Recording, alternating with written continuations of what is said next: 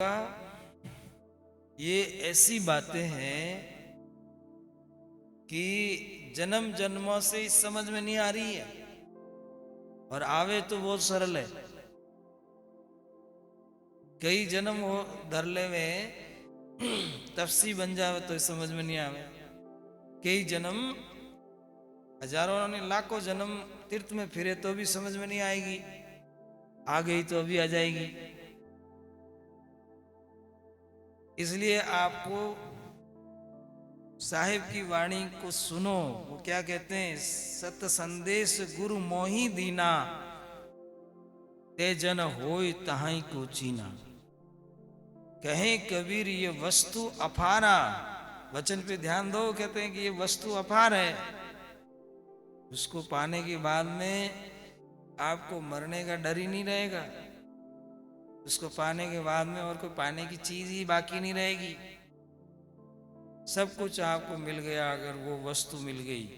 वो वस्तु का मतलब समझते हो, वो नियक्षर नाम, नाम रूपी वस्तु। यूं नहीं कि कोई और कोई हीरा पन्ना जवाहरा, ये तो कई राजाओं की बोरियां भरी थी और फिर लड़ाई झगड़े में खत्म हो गए, भूत प्रेत बन गए, वो बोरियां पड़ी रही।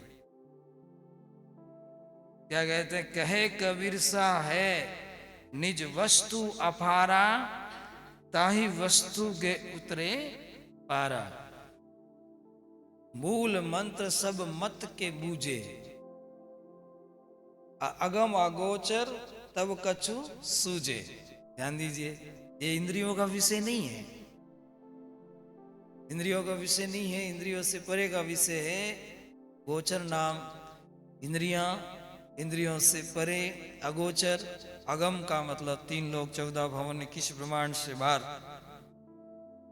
पार ब्रह्म की सत्ता से बाहर। मूल मंत्र सब मत के बूझे, अगम अगोचर तब कुछ सूझे।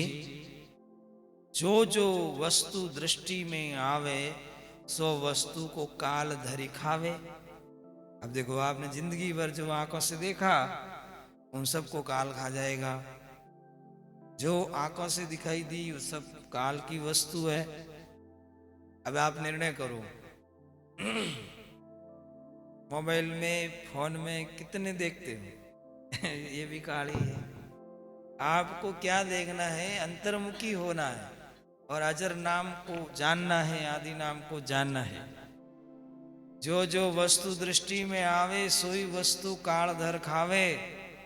ये धन मिले देखे प्रणधारी, ताको दीजे भेद विचारी। ऐसे कोई जिज्ञासु मिले जो प्रणधारी हो, गुरु महाराज प्रण पकड़ाए, उस पे प्रण पे अडिग रहे, ऐसो को ये वस्तु देना, बाकी को देना ही नहीं है।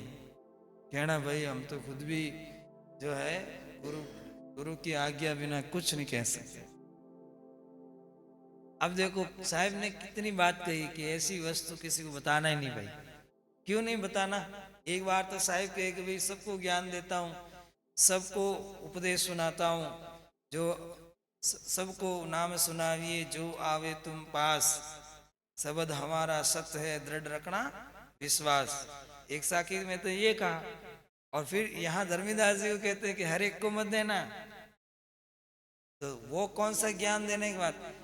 सबको भलाई का ज्ञान दो, सबको अच्छा बनने का ज्ञान दो, हंस बन जाए, परंतु सार वस्तु हर किसी को नहीं देना है। यह धन मिले देखे प्रणधारी, ताको दीजिए भेद विचारी। बिन देखे बोले जस अंधरा हाथ परेख, बलिहारी वह संत की निरख परख के देख। इन्हें अंधा आदमी के हाथ में हीरा दे दो तो क्या उसकी कीमत होगी? नहीं। बिन देखे बोले जस, बिना देखे बोले जस अंधरा हाथ परेख, बलिहारी वे संत की निरख परख के देते। उस गुरु की बलिहारी है कि निरख परख के वस्तु देते हैं, उपदेश देते हैं, हर किसी को नहीं देते। तज अभिमान सब धर्म ही धरे, मूल मंत्र कैसे लग पड़े। अब यहां सब झगड़ा खत्म। कोई कहता मेरा ओम मोटा, कोई कहता मेरा राम मोटा। अतः अक्षर ही नहीं बने तो थारो राम कटू मोटो। कोई कहता मेरा ओम मोटा। साहिब ने तो बता दिया ओम लिखने में आता है, जो लिखने में आता है वो नाम से पुण्य मिलता है, सुख मिलता है बाद में, तो उसको भी 84 नहीं छूटती। कोई कहता मेरे सोहम मोटा, तो आजा भाई नी अक्षर किने कहवे। नी अक्षर मतलब ना बोलना में आवे, न लिखना में, न पढ़ना में आवे हैं। वाह वो शब्द ऐसा है। और जो गुरु आपको जैसे 10वां सोहम का मंत्र दिया है, तो उसको आप भजन करके नी अक्षर में जा सकते हो। जो गुरु ने आपको चौथा राम का उपदेश दिया, तो आप उसको प्राप्त करके आगे संत इशारा पकड़ लोगे आगे का, तो सब लोग जा सकते हो। परंतु सब राम एक ही है ऐसा बोलने वाले को नहीं मिलेगा। सब सोहम एक ही हैं वैसे को भी कोई ज्ञान नहीं देने का, वो उसको खुद को ही पता नहीं। तो इसलिए कहते हैं शक्ति और निरंजन, अर्थात ये सब अक्षर ब्रह्म से शब्द आए हैं। और वो जो सतलोक का जो निज मंत्र है वो पावन अक्षर और ये क्या नाम लिखन पढ़न में नहीं है, वो तो गुरु की कृपा से अंदर में अपनी कला प्रकट करता है। तो जो वस्तु दृष्टि में आवे सो वस्तु काल धर खावे। ये धन मिले देखे प्रणधारी, ताको दीजिए भेद विचारी। हर किसी को ये नाम नहीं बताना है धर्मदास जी। जिसको प्रणधारी जीव पाओ उसको ये भेद देना। बिन देखे बोले जस अंधरा हाथी परेख, बलिहारी वे संत की निरक परख के देख। तन अभिमान सब सर्व ही धरही, और मूल मंत्र कैसे लक पढ़ही। होए न दास धरे अभिमाना, ताहि न दीजिए अनुभव ज्ञाना। जो दास बनने के लिए तैयार नहीं है, उसको जात पात छोड़ने के लिए तैयार नहीं है, अहंकार छोड़ने के लिए तैयार, उसको ये अनुभव ज्ञान मत देना। देखो साहिब भी कह रहे हैं, मुक्ति भय संतन हित कीना, और मुक्ति भली प्रगट के दीना। कहीं कबीर सा तहीं की बलिहारी, और पुनः अनुभव मैं कहूँ पुकारी। समझाए समझे नहीं। देखिए ध्यान से सुनिए, गुरु समझा रहे हैं, शिष्य समझ नहीं रहा। तो समझाए समझे नहीं, और धरे बहुत अभिमान। थोड़ी सी भक्ति बहुत अभिमाना।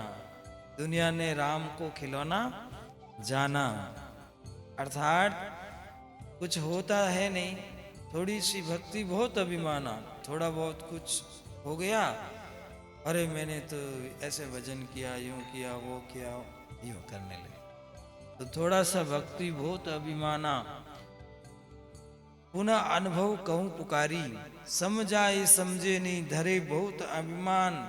गुरु के शब्द उच्छेद के, कहत सकल हम जान।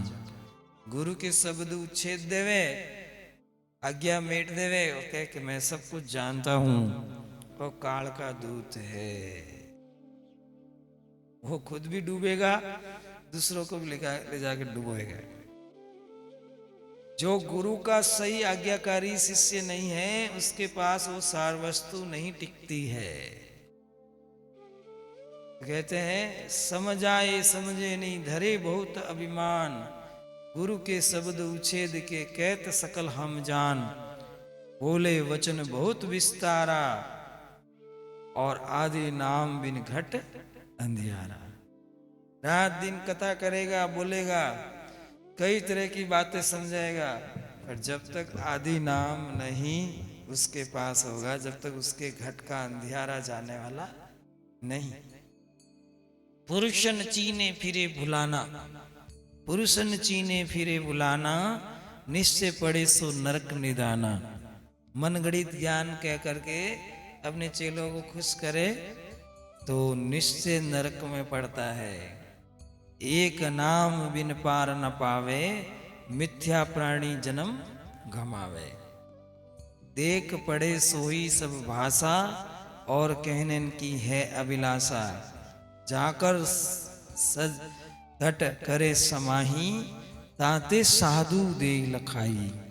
अधिक भरे ऊंचे से सीजे, सो माया सो रुचि रुचि पीजे। और सींचे अनुभव धन देखे, और सकल मिथ्या धन लेखे। हरक शोक दो परिहरे, होई मगन गुरु चरणन धारे। अजर अमर सो अख कहावे, सो धन मिले सो संत कहावे। तभी ये लक्षण बताए जो गुरु आज्ञा में रहे, गुरु सन्मुख कभी कोई प्रकार का अहंकार प्रकट नहीं करे, और अनुभव भक्ति करने के लिए भजन करे, और झूठ कपट सब त्याग करे, हर एक शौक सब छोड़ देवे, और गुरु के नाम में मस्त और मगन हो जावे। तब वो अजर नाम अंदर में प्रकट होगा, वही संत बनकर मुक्त होगा। ये कबीर साहब धर्मदास जी को क्यों कह रहे हैं? क्योंकि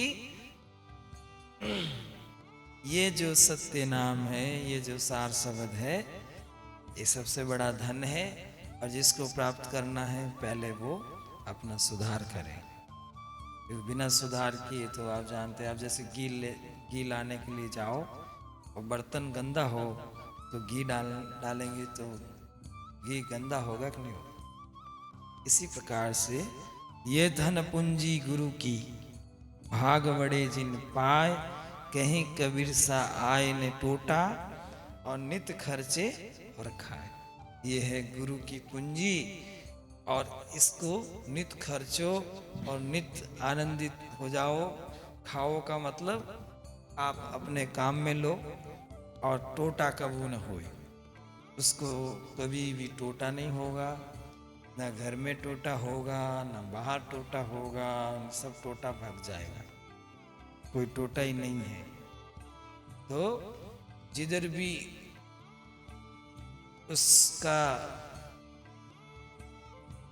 खेल शुरू हुआ, वहीं से उसको सब कुछ मिलना शुरू होगा, ऐसा है। तो इस तरह से एक अद्भुत बातें हैं, बहुत ही मूल्यवान धन है, जिस पर साहिब ने बार बार जोर दिया, ये धन है। क्यों धन है? बाकी के धन सब इधर रहने वाला। आत्मा आज शरीर छोड़ के जाती है, धन कहाँ काम है? तो जो ये धन है, नाम रूपी धन है ना, प्रेम रूपी धन है, शब्द रूपी धन है, ये आपके हमेशा साथ में रहेगा। अगर आपको संसार के लोगों ने कुछ दिया है, जैसे सोना चांदी और भी कोई चीज, वो सब आपके साथ नहीं चल सकेगी। यही धन है सबसे बड़ा। और ये ज्ञान जो है धन से प्राप्त नहीं होता, ज्ञान जिज्ञासा से प्राप्त होता है। लघुता से प्रभुता बढ़े, प्रभुता से प्रभु दूर। जो विनित भाव में होते हैं, उनको ये धन प्राप्त होता है। क्योंकि ये धन दिखाई तो देता नहीं, अंदर का धन है। जिन्होंने पाया वो निहाल हो गए। बार बार धन की बात इसलिए की क्योंकि धर्मदास जी के पास बहुत धन था, और वो उस धन को पूरा पाकर के भी दुखी थे। इसलिए साहिब ने नाम रूपी धन की पूंजी दी उनको, और उनको निहाल किया। तो आप सबको बहुत बहुत धन्यवाद कि रात्रि में